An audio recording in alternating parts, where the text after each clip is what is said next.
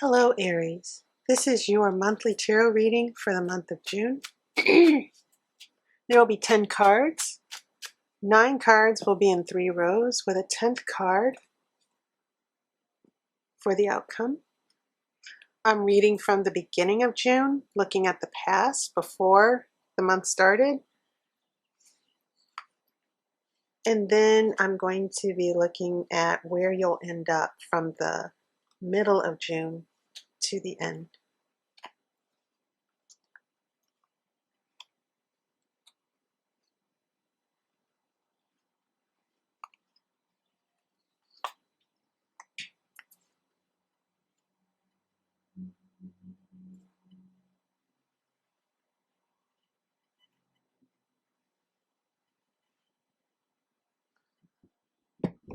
Okay, so let's get started.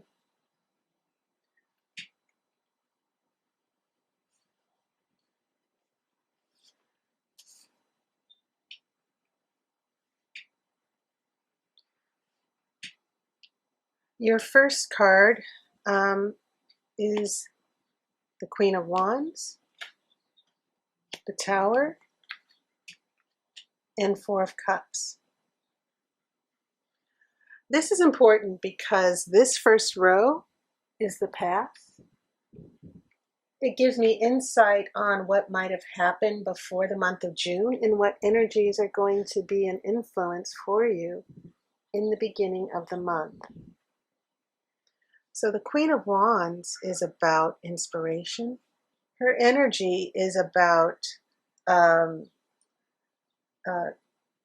going out and getting what you want. She is a little bit of a diva because wands are a fire sign. But also, the Queen of Wands is very determined. She has a very strong, just like you'd expect any fire energy, fire is very intense. It changes everything it touches. And so the Queen of Wands represents the personality of someone who is very extroverted, very confident, and very determined to have her way. When we look at the Tower, we see that spiritual obstacles in your spiritual growth are being removed. And once again, the Tower just represents a blow to the ego, a blow to plans that was unexpected. But the purpose of that crisis or unexpected event is to help you clear the path for good. And sometimes the Tower is needed because there are things in our way that we need to have removed in order to move forward. And so when we come here to the 4 of Cups, someone is not happy. This is about boredom. This is about self-pity. Sometimes it can mean being emotionally selfish. So what I am seeing here are a big blow to a change of plans you might have had. And maybe this was a change or a crisis that was brought about by someone else's mistake. And you might not be very happy about that. And of course, fire signs don't like being bored. So because you're an Aries, this Tower is really going to be a big blow to you that you're not really going to like. And you might not feel so happy about it. So those are the past energies coming into June. When we look at June, heading into June, this is interesting because this is a King of Wands. And you should know that the King of Wands is also about fire. And queens are passive, kings are active. So this is about your inner spirit, your inner energy here. And then we have a King of Wands who's usually associated with Leo, okay? But the Queen is associated with Aries, so just know that this is your significator. So when we get here to the King of Wands here, we're looking at taking action, making a decision, and it's also about moving and shaking. So you're not going to be in disappointed mode for much longer. You're not going to be emotionally withdrawn for much longer, because this is about making things happen. And I also want to note that you have this 10 of Cups here. And this can mean a marriage. It can also mean a happy home. But it's definitely about changing things around. And so when we get to the Fool here, we're talking about following your bliss. So when I look at the past and I see how the month of June is developing, I'm seeing you, Aries, take a huge hit to your plans, your hopes, your dreams. And this could also involve a relationship.